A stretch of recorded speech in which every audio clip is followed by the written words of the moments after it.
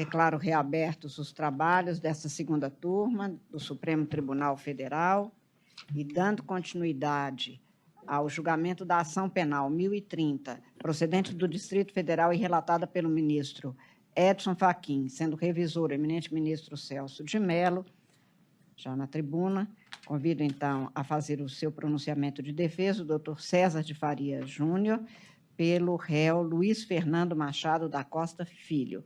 Vossa Excelência tem até 1 hora para se pronunciar. Está com a palavra. Excelentíssima presidente desta colenda segunda turma, ministra Carmen Lúcia, eminente relator, ministro Edson Fachin, eminente revisor, ministro Celso de Mello, eminente ministro Gilmar Mendes, eminente ministro Carlos Lewandowski, doutor Biscaia, que aqui representa a Procuradoria-Geral da República. Bigonha. Hein? Bigonha. Bisconha, tá ok. Há um procurador-geral do Né? Chamava Biscaia. Ok, desculpe, então, esse pequeno equívoco. Mas a referência a Vossa Excelência como representante da Procuradoria e os meus cumprimentos ficam mantidos. E mais ainda, começar dizendo que, na verdade, a defesa não está, ou melhor, a Procuradoria-Geral da República, ela não está tão distante, como pode parecer, da defesa de Luiz Fernando Machado Costa Filho. E não está por quê? Porque após a instrução deste processo, reconheceu a PGR, e aqui textualmente, que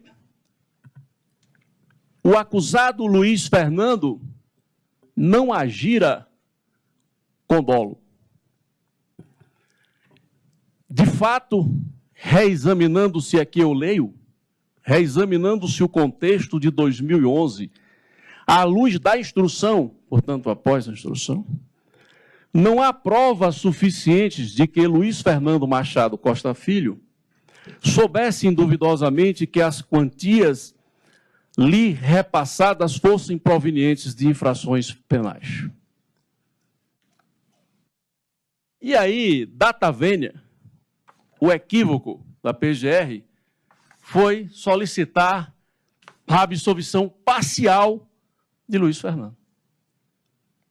Porque limitou o seu pedido de absolvição, como sabemos todos aqui, está nos autos,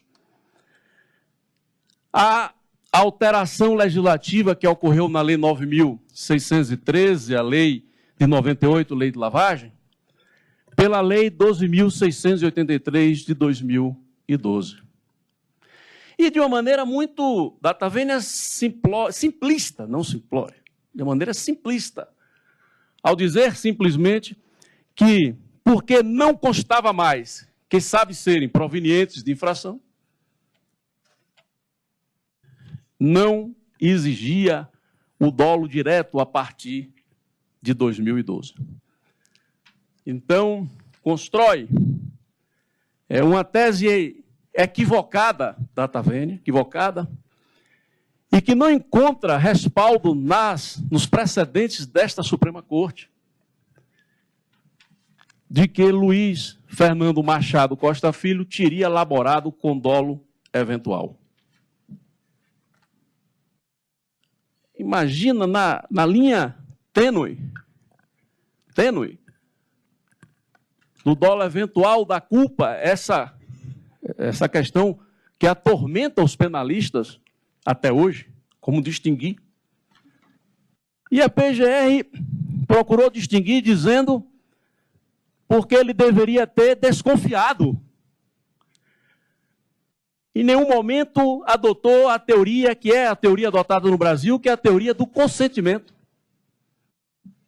Ficou no âmbito de dizer que seria provável, que ele deveria imaginar, e como nós vamos aqui analisar. No caso concreto, ainda que esta colenda segunda turma venha a admitir lavagem de dinheiro com dolo eventual, não é de se aplicar ao caso concreto. Mas, como foi dito que essa era uma questão já sedimentada no Supremo, quando não é. Muito menos na doutrina. Inclusive a doutrina citada, os dois autores citados nas alegações finais do MPF, não pensam assim. E nós fizemos esses reparos na peça escrita. Mas aqui, o que temos inicialmente com relação à possibilidade de lavagem de dinheiro com dolo eventual. Todos sabemos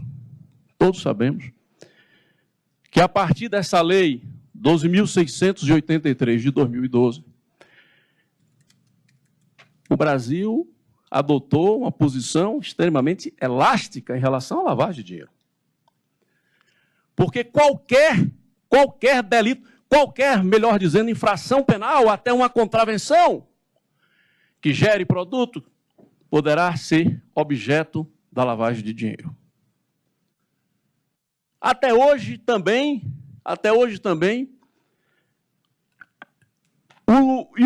não só a doutrina, mas como o próprio Supremo Tribunal Federal não estabeleceu sequer um limite do conteúdo do bem jurídico que visa proteger a lei de lavagem. Porque na AP 470, que essa discussão ocorreu, nós tivemos 3 posições. A do ministro César Peluso, dizendo que a lavagem de dinheiro protegia o próprio bem do crime antecedente. A do ministro Marco Aurélio, indo além e dizendo que, além disso, do crime antecedente, também a administração da justiça. E ainda uma mais extensa do ministro Luiz Fux, dizendo que visava proteger a economia de recursos ilícitos. Portanto, nós não temos hoje, nem no Supremo, nem na doutrina, o limite do conteúdo do bem jurídico que a lei de lavagem visa proteger. E aí, na expressão do ministro Marco Aurélio, quando essa questão foi tratada assim, na AP 470, aqui leio textualmente o que disse o ministro Marco Aurélio. Assusta-me, presidente, brandir que no caso da lavagem de dinheiro, a ordem jurídica contenta-se com dolo eventual. E diz aqui no seu voto, só estou lendo, abandonou-se o rol exaustivo referente ao crime antecedente. Quer dizer, hoje, numerário proveniente de qualquer crime poderá ser tido como lavado ou branqueado, o vocábulo de preferência de alguns. E diz adiante o ministro Marco Aurélio, critica a elasticidade enorme do Instituto. Toda vez que se exagera na busca da aplicação da lei, a norma tende a ficar até mesmo desmoralizada pelo barateamento. E aí, com a sua conhecida capacidade de argumentação do ministro Marco Aurélio, ele vai ao Código Penal, no artigo 18, quando diz o crime doloso, quando o agente quis o resultado, dolo direto, assumir o risco de produzir o dolo eventual.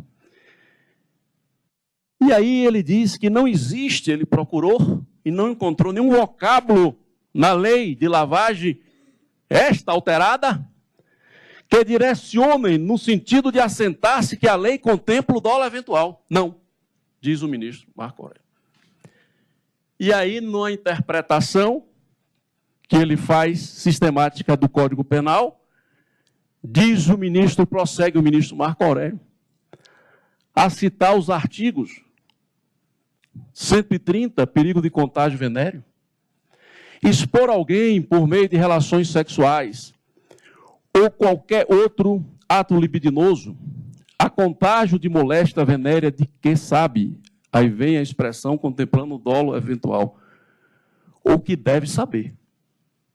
A receptação que guarda uma semelhança com a lavagem de dinheiro. A lavagem de dinheiro é quase uma espécie de uma receptação, digamos, pode ser, em alguns casos, considerado. E aí diz, prossegue o ministro Marco Aurélio, e eu só vou citar aqui para não cansá-los, ele cita, claro, o parágrafo 1º do artigo 180, quando fala adquirir, receber, etc., não propor a lei no exercício de atividade comercial ou industrial, receber, coisa que deve saber, portanto, diz o ministro, dolo eventual. E ainda cita o ministro Marco Aurélio o crime de concussão, artigo 316, parágrafo 1º. Se o funcionário exige tributo ou contribuição social que sabe, dolo direto, ou deveria saber indevido, dolo eventual. Então, conclui o eminente ministro, a ordem jurídica, ela sinaliza quando o tipo contempla a dualidade dolo direto e eventual, ou apenas um ou outro. E prossegue no seu voto, não admitindo o dolo eventual e absolvendo, no caso concreto, pela não comprovação da ciência quanto à origem do dinheiro. O ministro, aqui presente, o ministro Ricardo Lewandowski, proferiu na ocasião um voto que também muito substancial. Quando disse, Vossa Excelência, que se deveria exigir, já que tinha essa elasticidade da lavagem de dinheiro pelo crime antecedente, qualquer crime, se exigir, nesses casos, a prova do dolo mais demonstrada pela acusação, que é quem tem o ônus probatório. Disse Sua Excelência, é preciso provar que houve dolo. Precisa provar que houve ciência, ocultação, etc, etc. Mas foi mais além ainda, o ministro, dizendo esse é o ônus de que precisa se desincumbir o Ministério Público. Quando citou esse ônus, esta prova deve ser exigida com bastante rigor, diz o ministro Lewandowski, porque nós não admitimos a lavagem na forma culposa. Na forma culposa, sabemos todos disso. E esta aproximação do dolo, do elemento subjetivo, do dolo eventual com a culpa. E cita o eminente ministro Ricardo Lewandowski a Convenção de Viena, a Convenção de Palermo, a diretiva do Parlamento Europeu, concluindo, a Convenção de Mérida, concluindo que em todas elas só se admite lavagem de dinheiro se há plena ciência da procedência ilícita dos bens ou valores, senão não se pode praticar o crime de lavagem de dinheiro. Todos sabemos que essas convenções foram incorporadas ao ordenamento jurídico brasileiro. E como, pelo artigo 5º, parágrafo 2º,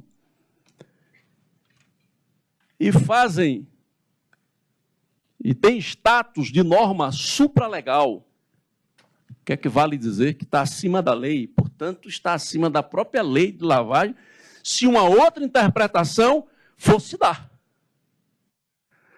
Mas ainda, eu poderia citar o próprio Boldrini, citado pelo Ministério Público, quando está aqui, Boldrini diz, também no final, ele diz que deve ter um cuidado com imprudência ou desídia, que não é suficiente para o dolo eventual. Ainda, Calegari, que nos adverte para o transplante da teoria da cegueira deliberada dos Estados Unidos, que sabemos todos também, uma teoria que sequer tem autor nos Estados Unidos, que ela é composta por decisões. E lá nos Estados Unidos que se admite a presunção de dolo, que nós não admitimos aqui. E aí, já trazendo para o caso concreto, não há nem por sombra de dúvida e se pensar nessa teoria. Por quê? Porque Luiz Fernando, quando recebeu, e esta é a única circunstância pela qual ele ainda se encontra nesse processo, quando recebeu dinheiro em espécie, ele não fez como a avestruz que jogou a cabeça, enfiou a cabeça na areia. Ele perguntou, sim, esse dinheiro. E recebeu como resposta de Dona Marluce, esse dinheiro veio do agronegócio, da pecuária da família. Ele ia dizer o quê? Se dali ele pega e dá o mesmo procedimento que deu aos cheques, depositando no banco, submetendo ao controle pelo montante do Bacen do COAF. Eu vim dizer aqui, pelo Ministério Público, que no momento de se apropriar de recursos de salário os outros demais réus, de salários do Job, tomavam cuidado de não atingir 10 mil. Por acaso Luiz Fernando fracionou esses depósitos? Não, não fracionou. Como ele recebeu e da quantidade que recebeu, ele depositou. E diz, desde a denúncia, o Ministério Público, tudo devidamente registrado. Registrado. Quem? E contabilizado. Portanto, registrado na contabilidade. De quê? Da SCP. Porque o Ministério Público já chegou à conclusão que não há nada de ilícito na captação de recursos, na forma de captação de recursos da COSBAT, da empresa Luiz Fernando. Através de LCP, de SPE, Sociedade por Propósito Específico, e SCP. Quando foi dito aí, inclusive, na acusação, que ele já entregou mais de 30 empreendimentos de alto luxo, ao longo de mais de 25 anos. Desta mesma forma. Portanto, além de legal, era usual para a COSBAT. Era usual para Luiz Fernando. Mas se falou em cegueira deliberada. Até o advogado, o ilustre advogado do Job, me antecedeu, já disse que a família Vieira Lima, é tida e havida por abastada. Aliás, essa circunstância já está no voto que absolvia, não aceitava a denúncia do eminente ministro Gilmar Mendes. Porque quando se fala em valores elevados, em cifras, é preciso contextualizar. Para quem tem 12 fazendas, mais de 2.000 cabeças de gado declaradas na ADAB da Bahia. Trabalhando também com restaurantes, que trabalham com dinheiro, mas ela falou da pecuária. E também com posto de gasolina, mas somente no agronegócio, somente na pecuária. Que sabemos todos que movimenta recursos em espécie, no Brasil. E não há nenhuma proibição de se receber dinheiro em espécie. Este ato não é proibido. Esta conduta não é proibida. E mais, quando se fala em valores, é preciso olhar também o valor do empreendimento, ou dos empreendimentos. Porque o Ministério Público disse que no contexto de 2011, não há prova de que ele sabia da proveniência, no contexto. Neste contexto de 2011, o Luiz Fernando recebeu quase 10 milhões de espécies, 2.866.000. O que sobra, porque por uma questão de ter sido apresentado como 7º empreendimento, mas na verdade ele foi de 2011, aí é um equívoco material da PGR a ser corrigido. Teria que incluir também esse empreendimento Morro Ipiranga no seu pedido de absolvição. Porque se ele se funda na ausência de dolo direto e estabelece um limite temporal, por uma questão teórica, de que o que foi os aportes financeiros até 2012, 2015, só resta 1.446.000 recebido ao longo de 2015. Por quê? Porque até os 2 milhões e tantos que Luiz Fernando, no afã de colaborar, porque a postura dele também após o fato, quando teve o nome de sua empresa e o seu nome veiculado na mídia, imediatamente, novembro de 2016, 17? Imediatamente, na segunda-feira seguinte, através deste advogado, o único que ele teve até agora, nós protocolamos uma petição na Polícia Federal no sentido dele esclarecer, colaborar. E assim ele o fez.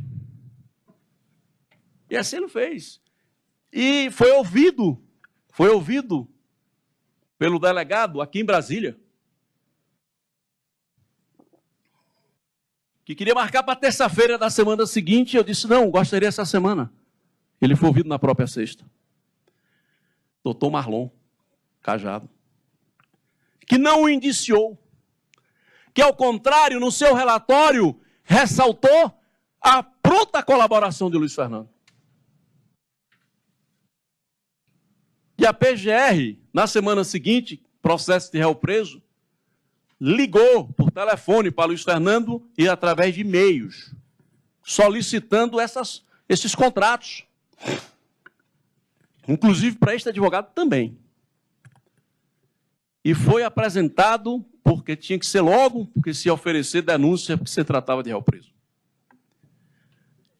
E nesta lei até da pressa, mas isso demonstra sua boa-fé até nisso, ele apresentou, com relação ao Mansão Grácia, que é o de 2015, uma planilha que tinha recebido mais dinheiro em espécie do que, na verdade, recebeu. Porque durante este processo, eminente ministra Carmen Lúcia, durante este processo, que Vossa Excelência não teve a oportunidade de acompanhar, porque era presidente, não teve a oportunidade de participar do julgamento da admissibilidade. Mas durante esse processo, a Receita Federal foi lá e Luiz Fernando nas suas empresas e verificou item por item dessas aplicações dos Vieira Lima. E nada encontrou de irregular. Nada. Ao contrário, né?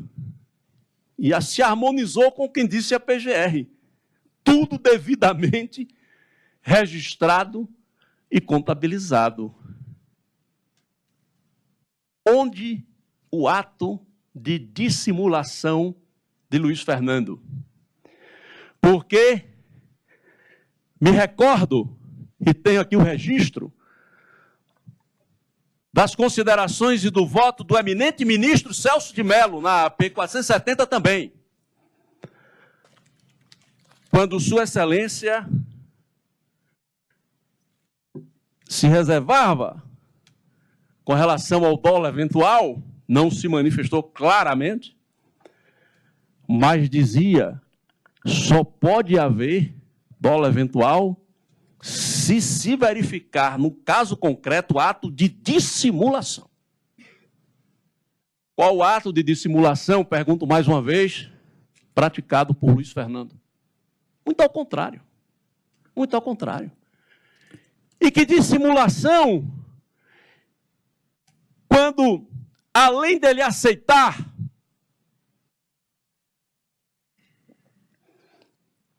que o Gedel aplicasse, depois Lúcio, enfim, os demais réus, nos seus empreendimentos, recursos nos seus empreendimentos, e o fez da maneira usual, a mesma que fazia com os outros investidores. Neste caso ainda tem um detalhe curioso em seu favor. É que a pessoa jurídica que foi constituída, isso é normal, se constituir a pessoa jurídica sem nenhum recurso para aplicar.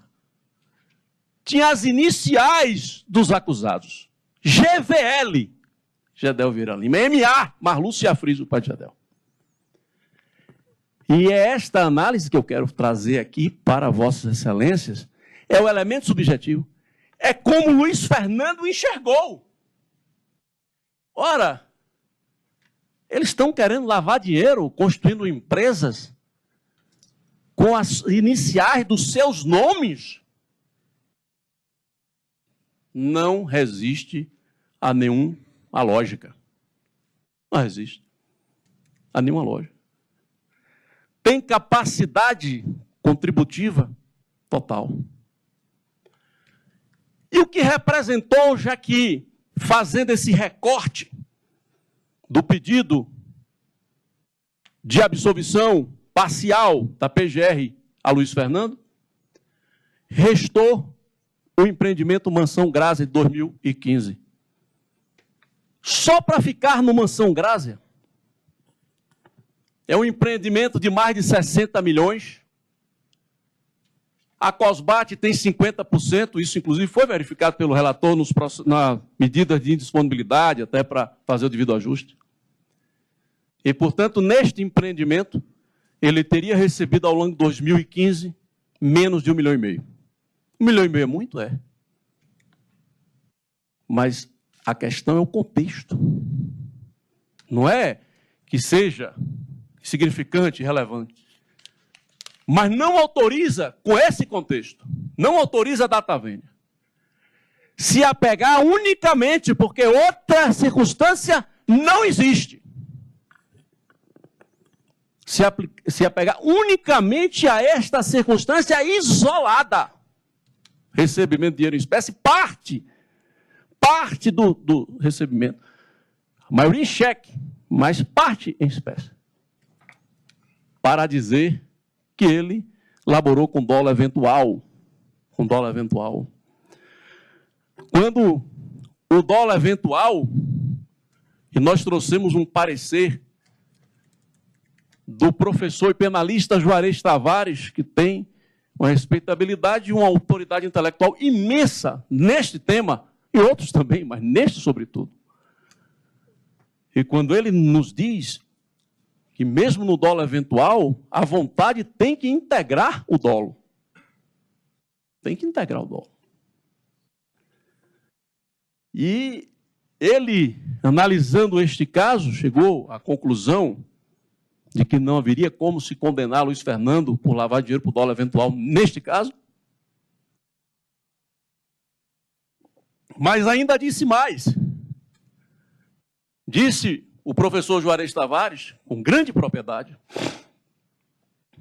que o crime, o tipo de lavagem de dinheiro, ele pressupõe um plano de ocultação e dissimulação.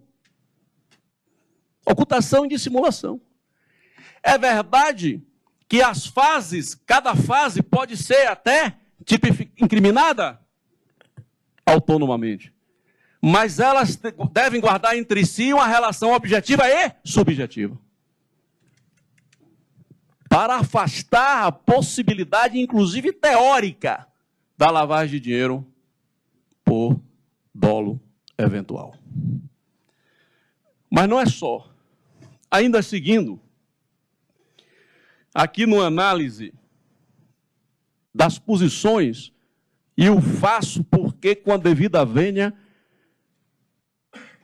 laborou em erro a PGR ao dizer que essa era uma questão que não era uma questão controvertida, nem na doutrina, e, ao contrário, dizer que o Supremo Tribunal Federal, inclusive, adota a teoria da cegueira deliberada.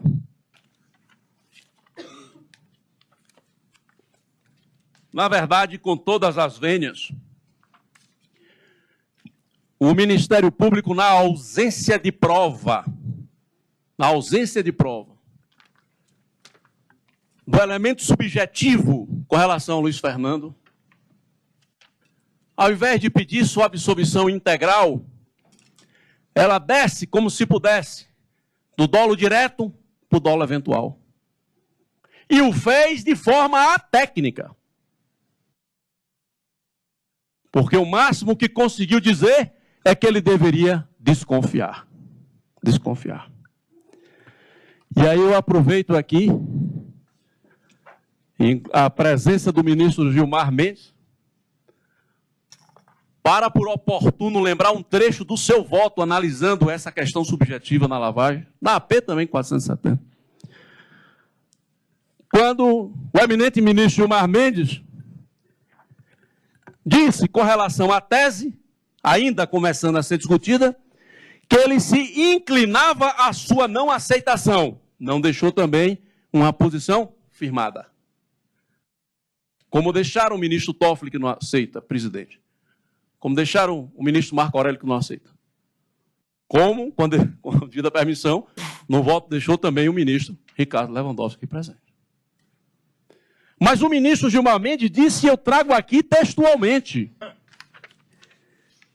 que o que se deve verificar em concreto é o grau de conhecimento ou consciência da procedência dos bens. Sendo certo que não pode, e eu estou entre aspas, não pode situar-se no campo da mera desconfiança ou ainda da negligência. Prossegue o ministro Gilmar Mendes. Falta de cautela ou cuidado. E aí, não se pode dizer jamais que o Supremo admite, não se manifestou ainda, nem admite lavagem de dinheiro com dolo eventual, e muito menos a adoção da teoria da cegueira deliberada, que nós sabemos que é uma teoria americana, que visa, na verdade, ser aplicada quando há escassez de prova. Porque se presume o dolo que nós não permitimos. Aqui se presume a inocência. Por incrível que pareça. Se presume a inocência.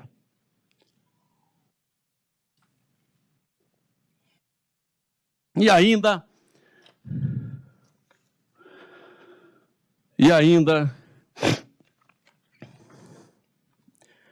a ministra presidente desta segunda turma, a ministra Carmen Lúcia. A ministra Carmen Lúcia também não, na época da discussão, não se manifestou como alguns ministros, no sentido de dizer, não, nem eu não admito lavar dinheiro. Não, Excelência, pelo que eu li aqui no voto, não chegou a dizer isso. Mas o que disse Vossa Excelência, é preciso que o agente faça a representação, senão não tem o dolo, nem direto nem eventual. E isso o Ministério Público não disse. Em nenhum momento suas alegações de Luiz Fernando, curiosamente, utilizou a teoria da probabilidade, que nós conhecemos dos bancos acadêmicos, mas não é. A que prevalece é a teoria do consentimento. E aceitar, ocultar ou dissimular, e aí disse a ministra Carmen Lúcia, estando de alguma forma investida em posição de garante em relação à evitabilidade do resultado. Evidentemente que Luiz Fernando não estava nessa posição de garante. Não estava. Sequer tinha, isso já foi até descartado nas alegações finais do Ministério Público, obrigação de comunicar pela forma de investimento dele. Não tinha. E não sabia que tinha. Mas sabia sim, Luiz Fernando sabia sim, que ao depositar no banco e ao depositar pelo montante quantias em alguns momentos superiores a R$100 mil, estava automaticamente submetida à fiscalização do Banco Central e mais ainda do COAF.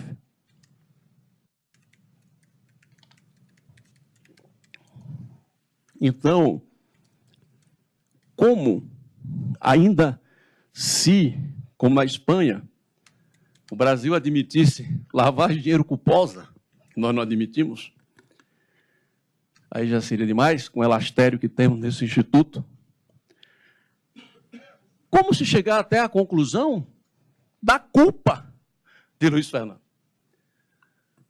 A defesa chega aqui a sustentar que nem culpa.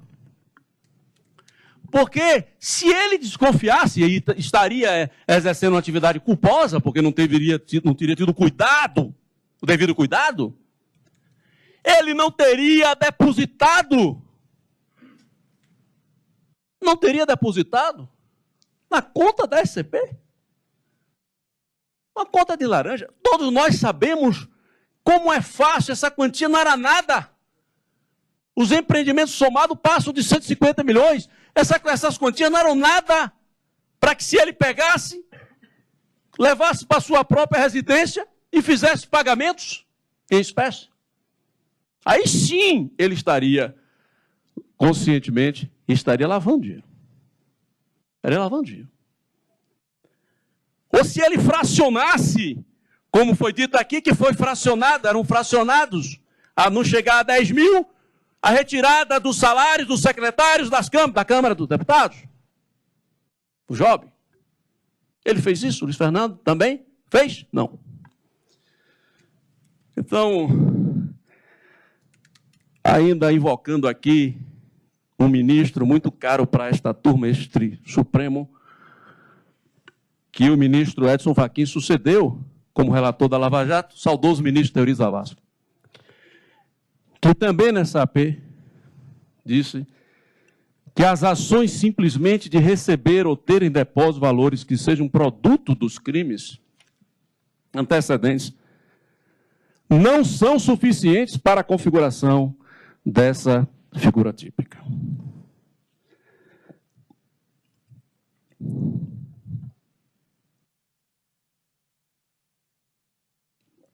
Mas existe, eminente procurador, PGR, existe um outro aspecto, que a defesa de Luiz Fernando, desde todas as vezes em que teve a oportunidade de se manifestar nesses autos, ressaltou. Porque está lá na denúncia, e é dos fatos narrados na denúncia que o acusado se defende. Que está narrado na denúncia que daqueles 51 milhões apreendidos, que a denúncia não conseguiu, isto é fato objetivo, comprovar boa parte da sua origem. Mas eu deixo isso para o advogado que vai me suceder. A Luiz Fernando não interessa isso. Interessa dizer o seguinte, que textualmente se encontra na denúncia que, além dos crimes antecedentes, 20 milhões lá de Funaro, 3 milhões e 910 da Odebrecht, e estica para 2 milhões, chega aos 25 milhões de 51 milhões.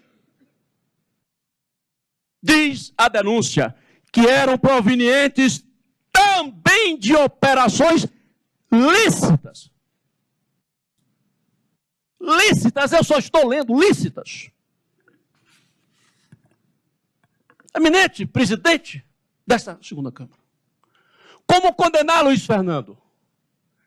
Sem nem a certeza se o dinheiro em espécie que ele aplicou, que ele depositou no banco, tinha origem ilícita, que não tem essa prova nos autos. Por que não tem? Porque a denúncia diz que dos 51 milhões também tinha ali dinheiro de operações lícitas. Quem assegura, ou pode assegurar, que esses 6 milhões, porque 6 milhões foi cheque, todo esse dinheiro, até esquecendo até o pedido de absolvição parcial da PGR, quem pode afiançar que não seja da parte das operações lícitas? Quem pode afiançar? Quem pode afiançar?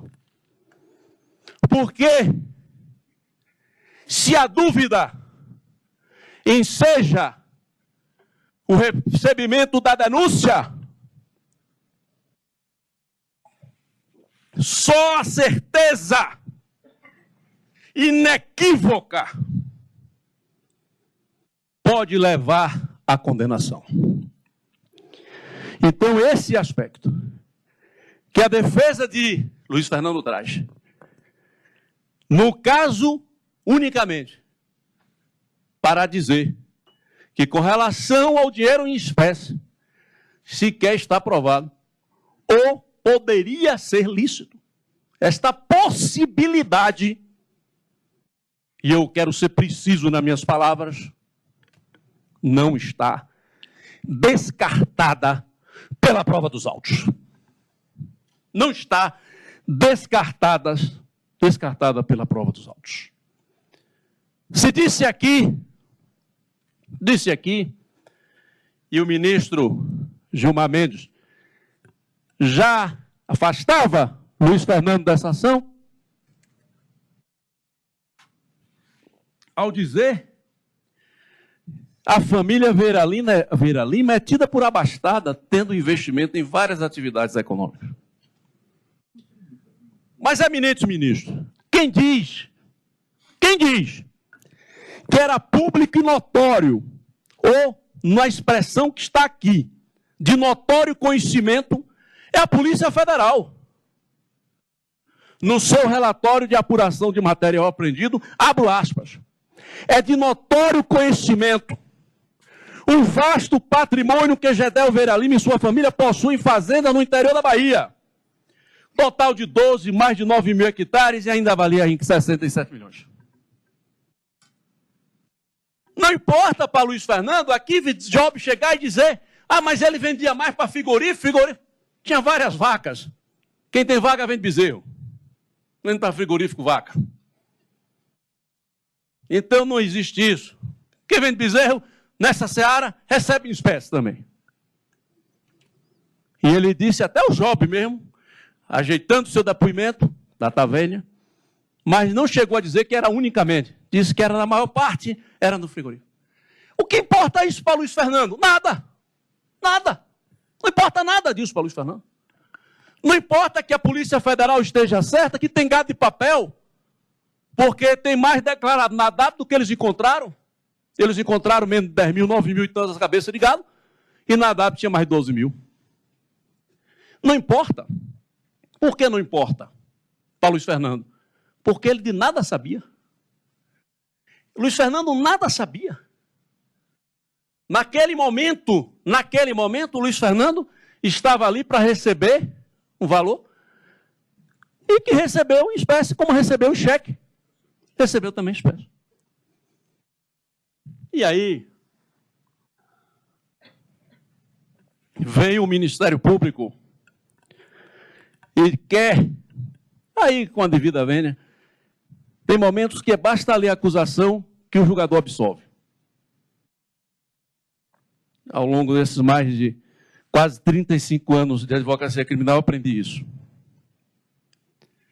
É o trecho das alegações finais, com a devida vênia do PGR, quando a PGR faz um esforço mais inútil, data vênia, de querer alterar o contexto de 2011, quando pediu a absolvição de Luiz Fernando, não só porque não há prova do dolo, e depois ele quer mudar o contexto até 2015, início de 2016. E aí não consegue mudar. Não consegue. Inicialmente diz assim mesmo, porque Gedel era político. Quando é sabido, e a sua principal atividade está no imposto de renda, sempre foi pecuária. Sempre foi pecuária. Quando ele começou a investir, ele tinha perdido a campanha para governador, chamou o Luiz Fernando depois e disse que estava desgostoso com a política, que queria ser mais empresário. E Luiz Fernando ia achar aquilo estranho? Mas veio dizer ainda, é preciso até situar que o Luiz Fernando é bem mais jovem do que Gedel, bem mais jovem, porque citaram referências a supostos escândalos políticos do Gedel. O primeiro, inclusive, quando o Luiz Fernando tinha 12 anos de idade, dos anões.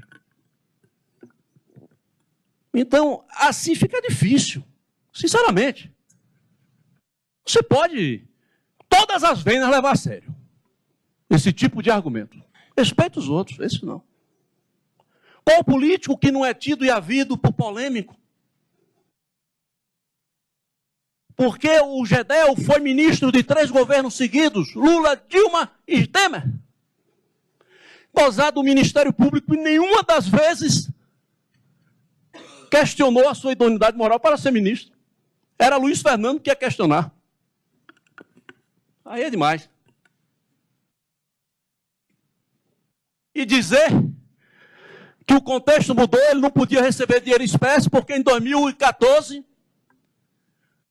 estava em operação a Lava Jato. Isso é argumento?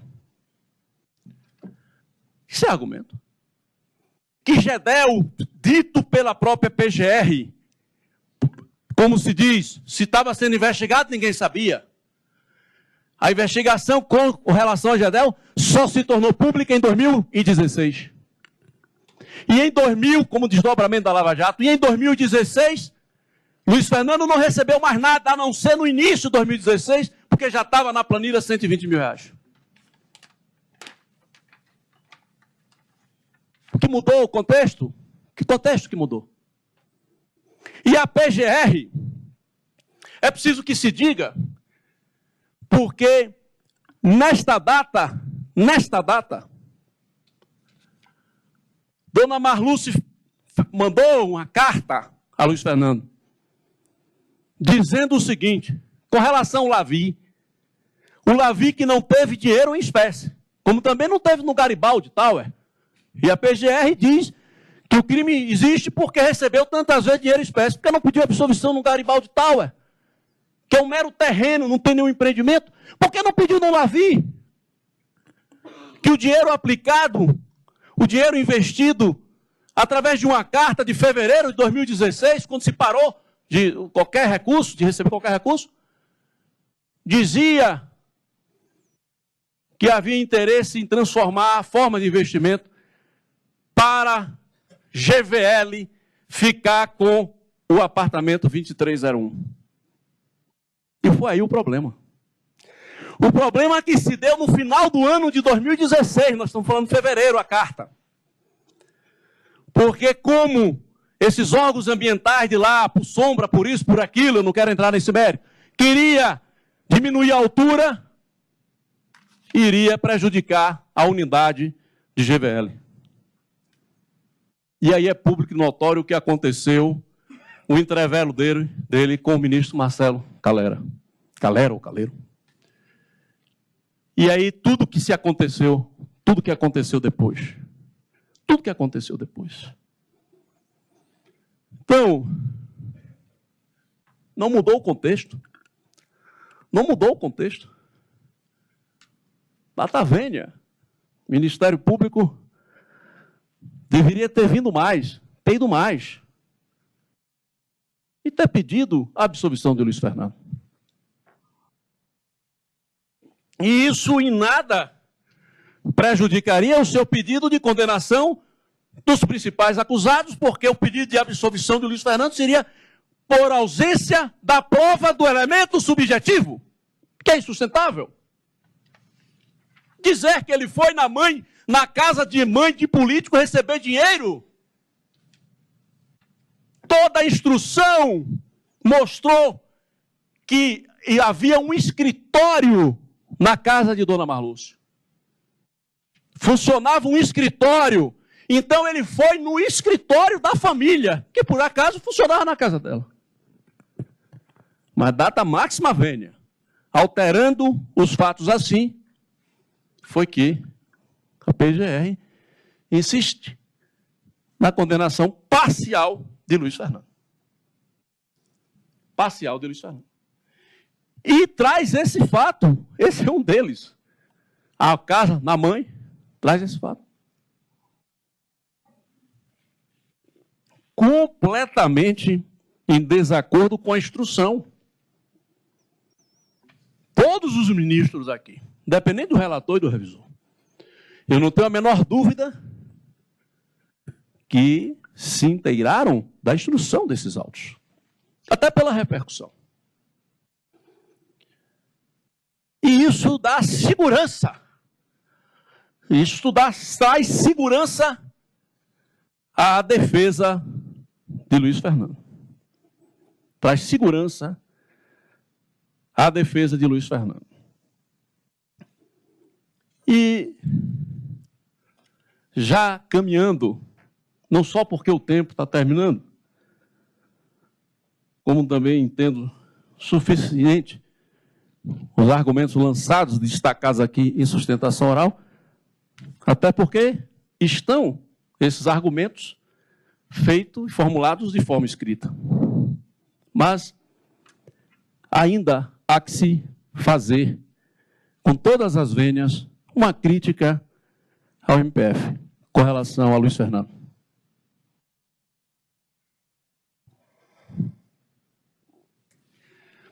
E, sinceramente, não entendi essa posição da PGR diante da efetiva, da pronta colaboração de Luiz Fernando.